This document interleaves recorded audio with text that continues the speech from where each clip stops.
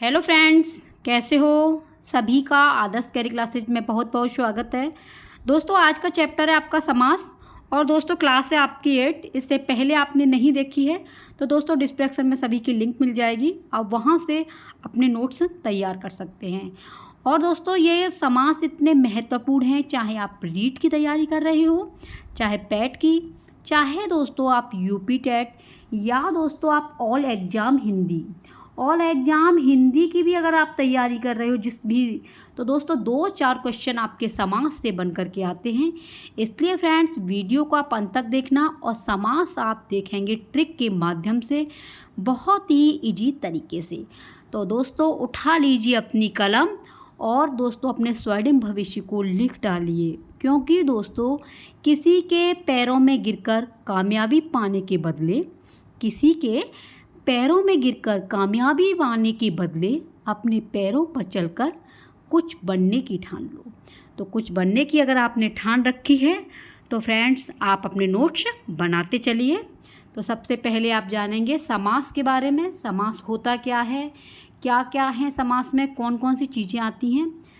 तो दोस्तों देखिए, इसका जो पाठ्यक्रम है, इसके महत्वपूर्ण जो शब्दावली हैं जो समास के अंदर आते हैं। सबसे पहले आप जानेंगे समास के अंदर के समास में समास होता क्या है, विग्रह क्या होता है, पद क्या होता है, शब्द क्या है, समस्त पद क्या है, और समस्त पद को सामसिक पद भी कहा जाता है। क्या? सामासिक पद। और पूर्व पद या पहला पद, ये सभी समास के अंदर ही आते हैं। तो इसका ये पाठ्यक्रम है समास का, और जिसमें दोस्तों आप पदों का समूह, उत्तर पद, मुख्य पद, प्रधान पद, आपका जो है अमून्य और अप्रधान पद, यानी कि इसे अप्रधान पद भी कहते हैं। विशेष्य क्या होता है, विशेषण, उपमेय, उपमान। तो ये सभी फ्रेंड्स आपके किसके अंदर आते हैं? समास के अंदर आते हैं। तो ये सभी आप इस वीडियो के अंदर देखेंगे। तो चलते हैं दोस्तों अपने टॉपिक की ओर। जैसे कि आप देख पा रहे हो एग्जाम्पल से, राम ने रावण को बाण से मारा। तो ये पद है। पद क्या है? राम ने रावण को बाण से मारा। तो इसमें क्या है आपका? को हो गया, से, बाण। इस तरीके से दोस्तों आप देख पा रहे हो। तो ये सभी समास के अंदर आते हैं, आप इन्हें डिटेल में समझेंगे। तो सबसे पहले जानेंगे पद क्या होता है। जैसे अभी आपने देखा था कि इस तरीके से ये पद है। तो सबसे पहले पद आया है, तो ये पद होता क्या है, क्या बीमारी है इस पद की। तो देखिए, पद आप समझेंगे। ये पद जो है दोस्तों, कोई भी शब्द जो व्याकरण के नियम या कारकीय विभक्तियों से आपस में बांध दिया जाता है उसे पद कहा जाता है। कोई भी शब्द हो जो व्याकरण के नियमों से बंधा हुआ हो और विभक्तियों से आपस में वही बंधा हुआ हो, तो उसे क्या कहेंगे? पद कहेंगे। अब पद में जैसे दोस्तों आप देख पा रहे हो, फर्स्ट है आपका एग्जाम्पल है माता पिता। तो ये आपको जो निशान दिख रहा है, ये क्या है? योजक चिन्ह। माता और पिता, जब माता और पिता आ जाए तो ये हो जाएगा आपका समुच्चयबोधक अव्यय। ठीक है फ्रेंड्स, नेक्स्ट चलते हैं नियम। नियम में सबसे पहले क्या होता है? समास। तो समास में दोस्तों विग्रह भी आता है। किस तरीके से विग्रह किया जाता है? जैसे आप देख रहे हैं, आपका ये है गाय और बैल, गाय बैल। तो गाय और बैल क्या है? पदों का समूह है। और गाय बैल ये आपका समस्त पद या आपका सामासिक पद है। इस तरीके से दोस्तों क्वेश्चन आपके एग्जाम में बन के आते हैं। हिंदी देखने में इजी लगती है, लेकिन जब आप समझेंगे तो काफ़ी आपको कठिन लगेगी, लेकिन आप अपने नोट्स खुद बनाएंगे तो वो इजी हो जाएगी। अब देखेंगे समास। समास किसे कहते हैं? तो दोस्तों देखिए, वह नियम जिसके द्वारा पदों के समूह को समस्त पद या सामासिक पद में बदला जाता है, उस नियम को समास कहते हैं। कहने का मतलब है, दो शब्दों के मेल को समास कहेंगे। दो शब्द जब आपस में मिल जाएं तो क्या कहलाएगा? समास कहलाएगा। विग्रह, विग्रह क्या होता है? ऐसा नियम जिससे समस्त पद या सामासिक पद को पदों के समूह में परिवर्तित किया जाता है, उसे विग्रह कहा जाता है। कहने का मतलब, अलग अलग जिसे किया जाए, अलग अलग होता है, उसे क्या कहेंगे? आपका विग्रह कहा जाएगा। नोट कर लेना इसे। समास में दो पदों का जबकि संधि में दो वर्णों का मेल होता है। क्वेश्चन कई एक बार एग्जाम में आ जाता है कि समास किसे कहते हैं, वर्णों के मेल को या शब्दों के मेल को, संधि किसे कहते हैं। तो इस चीज़ को आप नोट करना अपनी कॉपी में। समास दोस्तों दो पदों का जबकि संधि दो वर्णों का मेल है। ठीक है, अब नेक्स्ट जानेंगे समास को तोड़ना क्या कहलाएगा, विग्रह या व्यास। ठीक है, जो समास को तोड़ते हैं, अलग अलग करते हैं, उसे क्या कहेंगे, विग्रह कहेंगे। जबकि संधि को तोड़ना विच्छेद कहलाता है। ये छोटी छोटी सी बातें दोस्तों आपके एग्जाम में आती हैं और आप एक एक दो दो नंबर से रह जाते हैं। इसलिए फ्रेंड्स बहुत ही डिटेल में आपको ये समास समझाए जा रहे हैं, बताए जा रहे हैं, तो आप ये छोटी छोटी चीज़ों को नोट जरूर करते चलना। समास मतलब होता है विग्रह करना, और जबकि संधि को क्या कहेंगे, संधि को जब तोड़ते हैं तो विच्छेद करना कहते हैं। क्या कहेंगे, विच्छेद कहलाता है। नेक्स्ट है समस्त पद। तो फ्रेंड्स समस्त पद क्या होता है, समास के नियम के द्वारा पदों के समूह को जिस नए रूप में बदलते हैं उन्हें समस्त पद कहा जाता है। समास के जो नियम होते हैं उन पदों के समूह को अगर नया रूप दे दिया जाए, चेंज कर दिया जाए, तो वो क्या कहलाएगा, आपका समस्त पद कहलाएगा। नेक्स्ट है पदों का समूह। तो दोस्तों देखिए पदों का समूह जो होता है ये समस्त पद को विग्रह के नियम के द्वारा, किसके, विग्रह के नियम के द्वारा नए पद में बदला जाता है। इसमें जब विग्रह कर देंगे तो एक नया बदलाव आ जाता है, उसे पदों को क्या कहेंगे, पदों का समूह कहते हैं। अगला है पूर्व पद तथा उत्तर पद। ये पूर्व पद और उत्तर पद क्या होता है, तो पूर्व पद कहेंगे पहला पद होता है, पूर्व माने पहला और उत्तर पद माने बाद का पद।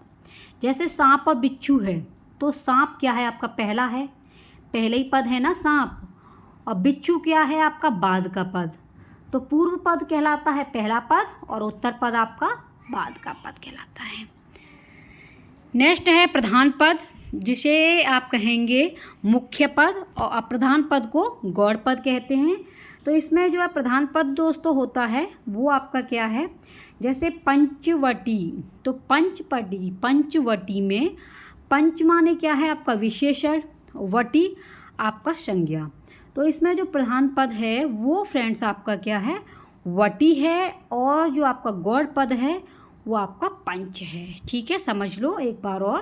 प्रधान पद आपका क्या है, ये है वटी, और आपका जो अप्रधान पद है वो है दोस्तों आपका पंच। ठीक है, नेक्स्ट जानेंगे विशेष्य और विशेषण। ये विशेष्य और विशेषण क्या होता है, विशेष्य दोस्तों जैसे एग्जाम्पल में आप देख पा रहे हो, राम बुद्धिमान है, राम क्या है, बुद्धिमान है। तो राम में देखिए जैसे आपने देखा कि ये राम क्या विशेष्य, संज्ञा, बुद्धिमान विशेषण, वह ईमानदार है। तो ईमानदार में क्या है, वह, ये सर्वनाम हो गया, तो ये विशेष्य हो गया, और ईमानदार क्या है उसके विशेषण। यानी कि बुद्धिमान विशेषण है, ईमानदार विशेषण है, जिसमें जिसकी विशेषता बताई जाए वो आपका विशेषण कहलाता है। और नेक्स्ट विशेषण में आप समझेंगे कि जैसे संज्ञा, सर्वनाम, विशेषण, जो भी इसमें विशेष्य, संज्ञा, सर्वनाम सभी आ जाते हैं, वो आपके क्या कहलाएंगे, विशेषण कहलाएंगे। नेक्स्ट है विशेष्य विशेषण। कैसे समझ पाएंगे, तो विशेष्य में क्या है, घोड़ा, काला घोड़ा।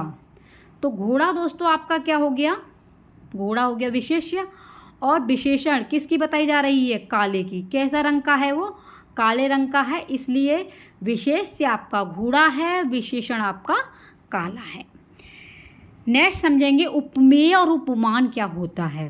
तो दोस्तों देखिए उपमेय जिसकी तुलना की जाती है वो उपमेय होता है, और जिससे की जाए, तुलना किससे की जा रही है वो आपका उपमान है। जैसे देखेंगे इसकी विशेषता व्यक्ति से संबंधित होता है, यानी कि जिसकी तुलना की जाती है तो ये क्या होता है, व्यक्ति के शरीर से संबंधित होता है। जैसे किसी का शरीर मोटा है, पतला है, मेरा ऐसा है, तो क्या है, तुलना की जा रही है, व्यक्ति के पास होता है। अवास्तविक और काल्पनिक होता है। कभी कभी हम अवास्तविक चीज़ों में भी पहुंच जाते हैं, तुलना करने लग जाते हैं। तो दोस्तों जिसमें जिसकी तुलना की जाती है वो उपमेय है। जिससे की जाती है, जैसे प्रकृति से संबंधित हो, व्यक्ति से दूर होता हो, वास्तविक गुण पाया जाता हो, वो आपका उपमान होता है। नेक्स्ट है प्रधानता के नियम के आधार पर समास के नियम। प्रधानता के आधार पर आपके समास के नियम क्या क्या हैं? तो प्रधानता के आधार पर दोस्तों आपके 4 होते हैं: अव्ययभाव समास, तत्पुरुष समास, द्वंद्व समास और बहुब्रीहि समास। अव्ययभाव समास में पहला पद प्रधान होता है, तत्पुरुष समास में उत्तर पद और द्वंद्व में दोनों ही पद प्रधान होते हैं। बहुब्रीहि समास में दोनों प्रधान नहीं होते, दोनों पद प्रधान नहीं होते हैं। और दोस्तों देखिए, तत्पुरुष समास में आपके कौन कौन से आ जाते हैं? कर्मधारय और द्विगु समास। इस तरीके से समासों की संख्या आपकी 6 है। और ट्रिक क्या है इसकी? ट्रिक भी आप नोट कर लीजिए। ट्रिक है फ्रेंड्स, ये बहुत ही ईजी है, आप याद कर सकते हैं। अब तक दादा, अब तक दादा। इस तरीके से समास आपके 6 हुए। अ से अव्ययभाव, ब से बहुब्रीहि, त से तत्पुरुष, क से कर्मधारय, द से द्वंद्व और द से द्विगु। ठीक है, तो अब जानेंगे आप, जैसे कर्मधारय समास में दोस्तों आपके उत्तर पद प्रधान होता है और द्विगु समास में भी आपका उत्तर पद प्रधान होता है। उत्तर पद के अंदर विशेष्य और विशेषण है, उपमेय और उपमान है। द्विगु समास में जो उत्तर पद होता है इसमें पूर्व पद संख्यावाची होता है। इसका स्क्रीनशॉट ले लेना। ठीक है, ये है आपकी प्रधानता के आधार पर। और दोनों पद के जहाँ पर प्रधान नहीं हो तो इसमें तीसरा पद प्रधान होता है। दोनों ही पद अप्रधान होते हैं, अन्य पद की प्रधानता होती है, कोई भी पद प्रधान नहीं होता। ये आपके बहुब्रीहि समास की पहचान होती है। नेक्स्ट जानेंगे उपमान और उपमेय। देखिए, उपमान यानी कि मोम सा तन घुल चुका। तो मोम सा, मोम क्या है? आपका उपमान है। ठीक है, और तन क्या है? उपमेय। हाय फूल सी कोमल बच्ची, हाय फूल सी कोमल बच्ची। तो फूल क्या है? आपका उपमान है, क्योंकि जो आपकी बच्ची है उसकी तुलना किससे की गई है? फूल से की गई है। बच्ची क्या है? आपका उपमेय है। ठीक है, नेक्स्ट है जानेंगे आप अव्ययभाव समास क्या होता है। समास दोस्तों आपका अव्ययभाव समास क्या है कि अव्ययभाव समास का जो निर्माण हुआ है वो किस तरीके से हुआ है? अ जमा व्यय जमा ई। अगर अव्यय को तोड़ेंगे तो अ प्लस व्यय और ई। अ का मतलब होता है उपसर्ग, व्यय का मूल शब्द और ई का प्रत्यय। उपसर्ग में जैसे बिना, खर्च होना, बदलना और हुए, ये आपके क्या हो जाएंगे? उपसर्ग में क्या हो जाता है? बिना, और मूल शब्द खर्च होना या बदलना, प्रत्यय हुए। ठीक है, नेक्स्ट है आपका मुख्य तथ्य। तो मुख्य तथ्य में दोस्तों देखो, पूर्व पद प्रधान होता है अव्यय में, प्रधान पद पूर्व पद होता है, लिंग वचन कारक का प्रभाव नहीं पड़ता। यानी कि अव्ययभाव समास में दोस्तों आपका लिंग हो, वचन हो, कारक का इस पर कोई भी प्रभाव नहीं पड़ेगा। ठीक है, नेक्स्ट है आप अव्ययभाव समास को देखेंगे, यानी कि ये इसका ग्राफ है। इसमें पूर्व पद और उत्तर पद, प्रधान पद और अप्रधान शर्तें लागू हैं। अव्यय पद, संज्ञा पद, जैसे प्रतिदिन, तो प्रति आपका दिन क्या हो गया? प्रतिदिन। ठीक है, निर्माण में देखेंगे, निर्माण में किस तरीके से किया है। निर्माण में दोस्तों देखिए, यड़ संधि से आपकी होती है पुनरुक्ति शब्दों से, उपसर्ग की मदद से अव्यय बनता है अव्ययभाव समास, प्रत्यय की सहायता से, सार्थक और निरर्थक शब्दों की सहायता से, अनुकरणात्मक शब्दों से आपका अव्ययभाव समास का निर्माण होता है। अब देखो, निर्माण को उपसर्ग की सहायता से कैसे बनते हैं? तो उपसर्ग की सहायता से जैसे यथाशक्ति, प्रतिदिनम, कुपात्र, निर्गुण, प्रतिवर्ष, ये सभी क्या हैं? आपके उपसर्ग हैं। यथा, प्रति, को, निर और प्रति, ये उपसर्ग की सहायता से आपके अव्ययभाव समास बनते हैं। प्रत्यय की सहायता से विवेक प्लस पूर्ण तो विवेकपूर्ण।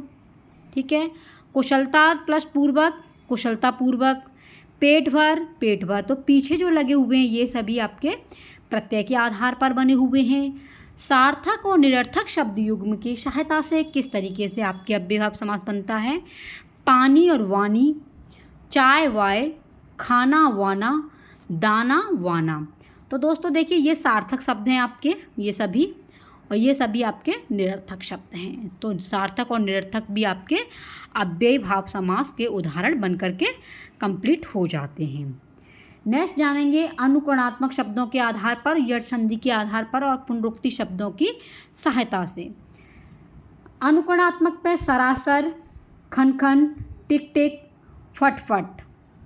यट संधि में जैसे प्रत्येक, तो इसमें प्रति जमा एक तो प्रत्येक बन गया, प्रति जमा अच्छ तो प्रत्यक्ष हो गया। पुनरुक्ति के आधार पर दोस्तों घर घर, दिन दिन, धीरे धीरे, हाथ हाथ। तो इस तरीके से दोस्तों आपके सभी किसके अंदर आ जाते हैं? अव्ययभाव समास के अंदर आते हैं। ठीक है फ्रेंड्स, नेक्स्ट जानेंगे आप तत्पुरुष समास के अंदर। तो तत्पुरुष समास में क्या होता है, सबसे पहले जानेंगे इसके ग्राफ के बारे में। तो ग्राफ में क्या है दोस्तों, देखिए पूर्व पद होता है, उत्तर पद भी। पूर्व पद अप्रधान होता है, उत्तर पद प्रधान है। जैसे गगन चुंबी, तो गगन को चूमने वाला, इसमें क्या हुआ, को छुपा हुआ है, तो गगन जमा चुंबी, इसका अर्थ क्या बन के आ गया? गगन को चूमने वाला। अब परिभाषा में जानेंगे कि इसका परिभाषा क्या है, चिन्ह क्या है, ये सभी आप जानेंगे। तो दोस्तों देखिए परिभाषा में जिस समस्त पद का विग्रह करने पर कोई कारक का चिन्ह प्राप्त हो उसे तत्पुरुष समास कहते हैं। इसका मोस्ट इम्पोर्टेंट चीज़ है कारक का चिन्ह। इस जब आप इस समास को करेंगे तो कोई दोस्तों कारक का चिन्ह निकल करके आएगा, तो वहाँ पर आपका तत्पुरुष समास होगा। भेद है इसका कारकीय विभक्ति के आधार पर तत्पुरुष समास के प्रकार, कारकीय विभक्ति के आधार पर। ठीक है, तो देखिए इसके प्रकार, जैसे इसके जो कारक होते हैं वो दोस्तों आपको 6 कारक होते हैं। ठीक है, और इसके एग्जाम्पल भी समझेंगे। जैसे कर्ता कारक, इसका कोई चिन्ह नहीं है, वैसे कर्ता कारक का ने होता है लेकिन यहाँ नहीं दिया है। कर्ता ने कर्म को, क्योंकि 6 के बारे में हमें डिस्कस करना है तो इसमें 6 ही का प्रयोग किया जाता है। तो कर्ता कारक, कर्म कारक का चिन्ह होता है को, करण का से के द्वारा, संप्रदान के लिए हो जाता है, अपादान से अलग, और संबंध का दोस्तों काकी के रारी आते हैं। अधिकरण आपका मैपे पर होता है, संबोधन का इसमें नहीं है लेकिन आपका हे भू अरे, ये सभी किस में आ जाते हैं? आपके कारक चिन्हों के अंदर। तो कारकों की संख्या अगर पूछी जाए और आपके समास के आधार पर तो ये 6 दिए गए हैं। ठीक है, ये इसके चिन्ह हैं। अब आप एग्जाम्पल देखिए और स्क्रीनशॉट ले लेना। जैसे स्वर्ग प्राप्त, तो स्वर्ग प्राप्त का विग्रह करेंगे तो स्वर्ग को प्राप्त। हस्तलिखित, हस्त से लिखित यानी हाथ से लिखा हुआ। रसोई घर, रसोई के लिए घर। रोग मुक्त, रोग से मुक्ति। जलधारा, जल की धारा। वनवास, वन में वास। ठीक है, कर्म तत्पुरुष, तो कर्म तत्पुरुष के आधार पर दोस्तों ये सभी हैं आपके, जैसा कि देख पा रहे हो। कर्म तत्पुरुष समास का चिन्ह को है, द्वितीय तत्पुरुष होता है इसमें। जैसे गृहकट, जेब कटरा, मोहनोचना, ग्रामगत, यश प्राप्त, वनगमन, गगनचुंबी, ये सभी क्या हैं? आपके द्वितीय तत्पुरुष हैं। करण तत्पुरुष समास यानी तृतीय विभक्ति। आचार कुशल, वाग्युद्ध, नीतियुक्त, अकाल पीड़ित, तुलसीकृत, ईश्वर प्राप्त। संप्रदान तत्पुरुष चतुर्थी तत्पुरुष आ जाता है। विद्यालय, पाठशाला, राह खर्च, कृष्णार्पण, हथकड़ी, महंगाई भत्ता।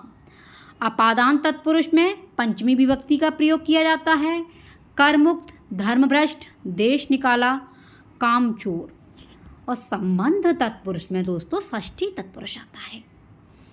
ठीक है, जैसे आपका सेनापारी, पराधीन, राजपुत्र, गंगा जल। तो ये सभी आपके एग्जाम्पल। नेक्स्ट है आपका अधिकरण तत्पुरुष यानी कि सप्तमी तत्पुरुष, जिसमें मैपे पर का यूज होता है। तो इसमें स्नेहमग्न, गृह में प्रवेश, आप बीती, विद्या प्रवीण, जलमग्न। तो ये सभी क्या हैं? आपके अधिकरण तत्पुरुष के उदाहरण। नेक्स्ट दोस्तों समझेंगे आप कर्मधारय समास। तो कर्मधारय समास में पूर्व पद होता है और उत्तर पद भी होता है। पूर्व पद आपका प्रधान और विशेषण भी होता है, प्रधान और विशेष्य होता है उत्तर पद में। जैसे श्वेत कमल, तो श्वेत क्या है आपका विशेषण यानी सफ़ेद, और कमल क्या है आपका विशेष्य। और फ्रेंड्स आपका जो है इसके अंदर जब आ जाएंगे तो कर्मधारय समास में आपके 4 प्रकार होते हैं, विशेषण, पूर्व पद, उत्तर पद, ये सभी आपको दिखाई दे रहे हैं। जैसे 4 पद में इसके विशेषण आ गए, पूर्व पद कर्म, पूर्व पद विशेष्य, विशेष्याभय कर्म और भैया विशेषलोध है। ठीक है, पूर्व पद में विशेषण विशेष्य, विशेष्य विशेषण उपमेय, उत्तर पद में विशेष्य विशेषण विशेष्य। इस तरीके से आप समझेंगे। जैसे आप एग्जाम्पल, नील कमल, श्वेत का नीलकंठ, नरश्रेष्ठ पुरुषोत्तम, आम्र वृक्ष, नीलपति शीतोष्ण, चरण कमल, चंद्रमुख, ये सभी आपके कर्मधारय समास के अंदर आते हैं। कुछ अन्य उदाहरण भी हैं, ये भी आप नोट कर लेना। जैसे समस्त पद को देखेंगे और विग्रह को भी देखेंगे। जैसे चंद्रमुख, तो चंद्रमुख में क्या हुआ, चंद्रमा के समान हो जिसका मुखड़ा है। ठीक है, सज्जन, सत है जो जन, चरण कमल, कमल के समान जिसके हों चरण पैर, वचनामृत, अमृत के समान हो वचन, और लाल टोपी, लाल है जो टोपी, और नीलकंठ, नीला है जो कंठ। तो ये सभी कर्मधारय समास के ही उदाहरण हैं और फ्रेंड्स ये एग्जाम में भी आ चुके हैं, इसलिए दोस्तों आप इनका स्क्रीनशॉट जरूर ले लेना। नेक्स्ट समझेंगे, इसका निष्कर्ष है जो आपका कर्मधारय समास। विग्रह करने पर दोस्तों ये नोट कर लेना कि विग्रह करने पर जो तथा के समान शब्द प्राप्त होते हैं। जब इनका विग्रह करेंगे तो ये जो तथा जैसे शब्द निकल करके आएंगे। जैसे नरसिंह, तो नरसिंह का मतलब हुआ सिंह के समान हो नर आदमी। कमल नयन, कमल के समान जिसके नयन हो। घनश्याम, घन के समान जो श्याम हो। श्वेतांबर, श्वेत है जो अंबर। प्रधानाचार्य, प्रधान है जो आचार्य। महाराजा, महान है जो राजा। और स्वर्ण कमल, स्वर्ण है जो कमल, सोने का है जो कमल। तो कहने का मतलब है दोस्तों आपका कर्मधारय समास में विग्रह करने पर जो तथा जैसे शब्द निकल करके आते हैं। नीलकंठ, इसमें नीलकंठ में दोस्तों देखिए कर्मधारय और बहुब्रीहि है। दशानन में द्विगु बहुब्रीहि, लंबोदर में कर्मधारय और बहुब्रीहि। इस तरीके से कंफ्यूज नहीं होना आपको बिल्कुल भी। तो द्विगु समास को समझेंगे। द्विगु समास क्या है? द्विगु समास में दोस्तों जैसे पूर्व पद और उत्तर पद प्रधान भी है और प्रधान भी है, और इसकी सबसे बड़ी विशेषता है कि ये संख्यावाचक होता है, संज्ञा पद। जैसे नवग्रह, तो आपका ये नव क्या हो गया, आपका संख्यावाचक है। देखिए इसकी परिभाषा में जैसे समझेंगे, उत्तर पद प्रधान होता है। विग्रह समूह समाहार शब्द की प्राप्ति होती है दोस्तों। प्रथम पद सदैव संख्यावाची ही होगा, जो पहला पद होता है वो हमेशा संख्यावाची ही होगा। ये बात आपको नोट करनी है। उदाहरण में देखेंगे, शुद्ध रूप से द्विगु और बहुब्रीहि द्विगु, दोनों को समझेंगे। जैसे नवरात्रि, 9 रातों का समूह। नवग्रह, 9 ग्रहों का समूह। पंचवटी, 5 वाटिकाओं का समूह। और दोपहर, त्रिवेणी, नौरस, ठीक है। अठन्नी, चवन्नी, चारपाई, ये सभी आपके द्विगु में पहुंच जाते हैं। अब आप देखेंगे कि बहुब्रीहि और द्विगु को कैसे पहचानेंगे, तो इसमें भी आप कंफ्यूज मत होना। जैसे आप देख पा रहे हो, द्विगु समास हमेशा संख्यावाची होता है, संख्यावाचक प्लस शरीर का अंग भी, ठीक है, ये भी याद रखना है। जैसे एक दंत, त्रिलोचन, चतुर्भुज। द्विगु समास जब भी होगा उसमें दोस्तों संख्यावाची होगा। अब बहुब्रीहि समास को कैसे पहचानेंगे? बहुब्रीहि समास में फ्रेंड्स आपके जैसे दशानन, षडानन, 10 मुख, 10 वदन, त्रिनेत्र, पंचानन, ये सभी किस में आ जाते हैं? बहुब्रीहि समास में। चतुरानन, एकाक्ष, एकच्छी वाला यानी कि कौवा, और सहस्त्र माने 1000 आप वाले, तो ये सभी आपके किस में आ गए? द्विगु समास के अंदर। अब द्वंद्व और द्वंद्व समास किसे कहते हैं? द्वंद्व, ये लिखने का तरीका भी देख लेना। ये द्वंद्व है, ऐसे भी लिख सकते हैं और ऐसे भी लिख सकते हैं।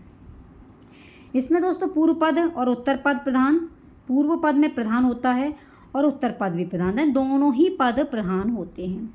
जैसे माता पिता, तो माता आपकी क्या हो गई संज्ञा, ये भी संज्ञा है, तो माता पिता क्या हो गया आपका द्वंद्व समास। विग्रह करने पर और एवं तथा या अथवा आदि शब्द की प्राप्ति होती है। ये आप नोट कर लेना, ये चीज़ें जब इसका विग्रह करेंगे तो और आएगा, एवं आएगा, तथा आएगा, या आएगा, अथवा आएगा, ऐसे शब्द आएंगे।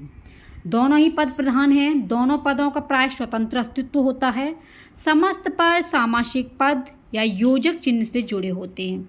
इसकी यही पहचान है कि इसमें ये चिन्ह आ जाए जहाँ भी दिख जाए, और दोनों ही पद जो है दोनों ही पलड़े बराबर होते हैं, इसलिए यहाँ कौन सा है द्वंद्व समास है। एग्जाम्पल देखेंगे।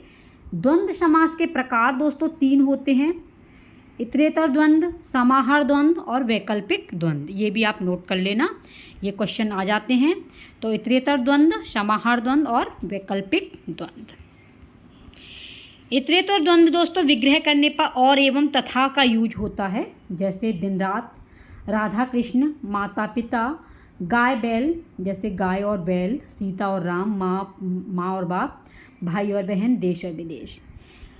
नेक्स्ट है आपका समाहार द्वंद्व। तो समाहार का जब करेंगे तो इसमें भी दोस्तों और एवं तथा का प्रयोग होगा। दोनों पदों से संबंधित समूह का बोध होता है। दाल रोटी, बीवी और बच्चे, सांप बिच्छू, हाथ पांव, आगा और पीछा। वैकल्पिक द्वंद्व में क्या होता है, विकल्प करने पर या अथवा, इसमें परस्पर विरोधी उल्टे पद होते हैं, जैसे पाप पुण्य, धर्म अधर्म, लाभा और लाभ, यानी कि इसमें उल्टे पद होंगे, ठीक है, विलोम होगा, ये याद रखना। स्क्रीनशॉट ले लेना, नोट्स बना लेना दोस्तों, बहुत ही महत्वपूर्ण वीडियो है ये। नेक्स्ट समझेंगे बहुब्रीहि समास। तो बहुब्रीहि समास में क्या होता है दोस्तों, इसमें पूर्व पद और उत्तर पद होता है, तो इन दोनों को मिला करके एक तीसरा पद निकल करके आ जाता है, ठीक है। जैसे पंकज, तो पंकज का क्या हो गया कमल, ठीक है। पंक माने कीचड़ और ज माने उत्पन्न, तो जो है कीचड़ में उत्पन्न होने वाला, पैदा होने वाला क्या है कमल। तो इस तरीके से तीसरा पद निकल के आ गया, तो बहुब्रीहि समास हो गया। कैसे पहचानोगे, दोनों पद ही अप्रधान होते हैं, कोई भी पद इसमें प्रधान नहीं होता है, तीसरा पद प्रधान होता है, अन्य पद प्रधान होता है, और दोस्तों मुख्य पद भी प्रधान होता है। ये बात आपको नोट करनी है, कोई भी अन्य पद निकल के आ जाए, तीसरा पद आए, तो वहाँ पर बहुब्रीहि समास होगा, ठीक है। टाइप देखिए, प्रकार। नेक्स्ट पहला है इसमें समानाधिकरण बहुब्रीहि, दूसरा है व्यधिकरण। कौन सा है, व्यधिकरण। तो समानाधिकरण कारक में दोस्तों एक कारक का चिन्ह होता है, जैसे चतुर्भुज, 4 हैं भुजाएं जिसकी, अर्थात विष्णु भगवान की, नीलकंठ, पीताम्बर, लंबोदर, दशानन, पंचानन, ये एक कारक चिन्ह है। 2 कारक चिन्ह जैसे चक्रपाणी, चक्र है पाणी जिसके, अर्थात कृष्ण विष्णु, वीणापाणी सरस्वती, मुरलीधर गिरधर, चंद्रमौली चंद्रशेखर, ये सभी क्या हैं आपके बहुब्रीहि समास के उदाहरण हैं। नेक्स्ट है आपका तुल्य योग बहुब्रीहि और व्यतिहार बहुब्रीहि। कितने हुए, 4, ठीक है। इसमें सउपसर्ग दूसरा पद प्रधान होता है, तीसरे अर्थ एक व्यक्ति विशेष होते हैं, जैसे सपरिवार, ठीक है, परिवार के साथ हैं जो, संध्या शरीर के साथ है जो, सचेत चेतना के साथ है जो, तुल्य योग। व्यतिहार बहुब्रीहि में घात प्रतिघात, एक विशेष लड़ाई, मुक्का मुक्की, लाठा लाठी, बाता बाती, ये सभी आपके व्यतिहार बहुब्रीहि समास के अंदर आते हैं। तो आई होप फ्रेंड्स कि आपकी ये समझ में आ गया होगा, बहुत ही डिटेल में सारे समास बताए हैं। तो फ्रेंड्स समास आपके कितने होते हैं, 6 प्रकार के, और कमेंट बॉक्स में बताना कि कौन सी ट्रिक है जो समास को एक ही बार में याद करा देती है। तो फ्रेंड्स अगर पहली बार चैनल पर विजिट कर रहे हो तो आप लोग सब्सक्राइब कर देना, वीडियो को लाइक कर देना, और अपने जितने भी आपके फ्रेंड्स हैं उनको शेयर करना, बेल आइकन की बेल को जरूर बजाना, जिससे दोस्तों रोजाना की नोटिफिकेशन आप तक पहुंच सके। मिलते हैं कोई नेक्स्ट टॉपिक के साथ में, तब तक के लिए आप बने रहिए अपने ही आदर्श कैरियर क्लासेस के साथ में। आप अपना ख्याल रखना, टेक केयर, बाय बाय।